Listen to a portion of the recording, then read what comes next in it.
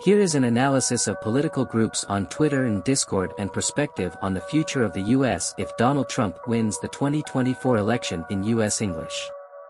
Political social media groups have become highly polarized extensions of cable news channels over the past decade.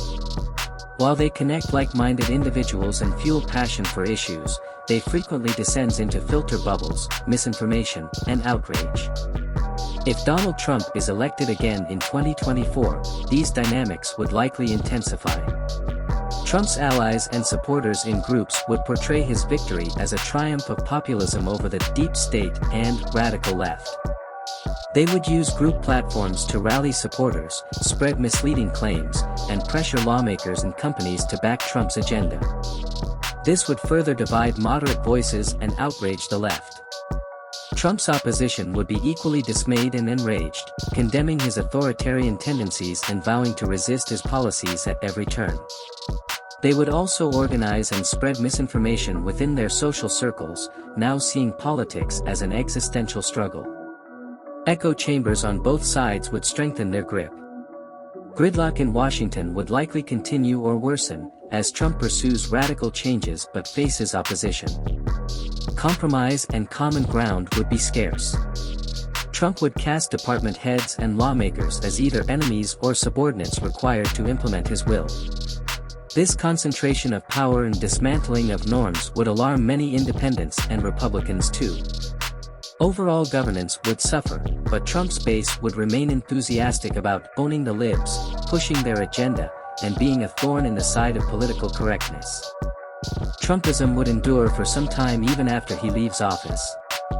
However, most Americans would grow weary of the constant turmoil and partisanship, posing risks to Trump's possible successor. A second Trump term would intensify political tribalism in the US to the detriment of progress and shared purpose. By 2028, the country would be more polarized than ever, with realignment unlikely in the foreseeable future. The forces that Trump harnessed for good or ill would continue reshaping politics for generations to come. Here are some ways to potentially reduce political polarization in the US. Improve civic education. Teach young Americans about history, civics, and how government works in a nonpartisan manner. Educate them to think critically about issues, understand different perspectives, and can participate constructively in the political process. Promote fact-checking and media literacy. Reduce the spread of misinformation by bringing people tools to verify the truthfulness of claims and analyze the credibility of information sources. Help them distinguish facts from opinions and understand biases. Build relationships across divisions. Expand people's networks to include those with different political views through local community programs, places of worship, sports leagues, volunteer work, and online forums. Personal relationships can overcome tribalism. Encourage compromise and consensus building. Politicians and commentators should emphasize pragmatism over ideology. Focus on incremental progress through bipartisan cooperation rather than winning for their party. Compromise should be seen as a virtue, not a vice. Elect more moderate candidates. Voters should support candidates who promote common ground and seek bipartisan solutions rather than staking out extreme positions. More moderates in government can help moderate the political process. Improve governance.